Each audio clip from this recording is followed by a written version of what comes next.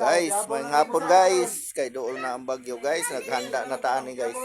Darang mga bata guys. Oh, ang tangkuan nila oh. Tawa. Naana sila sa ilawom guys. Sa ilawom sa balay, naarang balay oh. Kana ha. Oh, naa sila sa ilawom diha.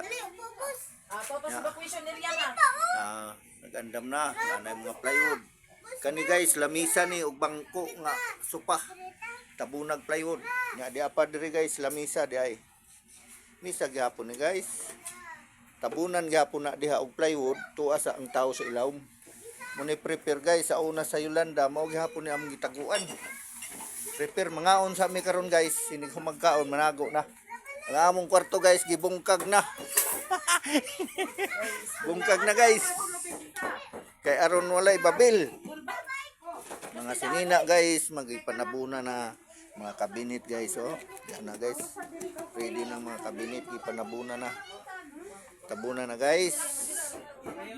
Ang kwarto guys gikuhaan nagtap-tap sira kuhaon pa ng sira unya guys kana.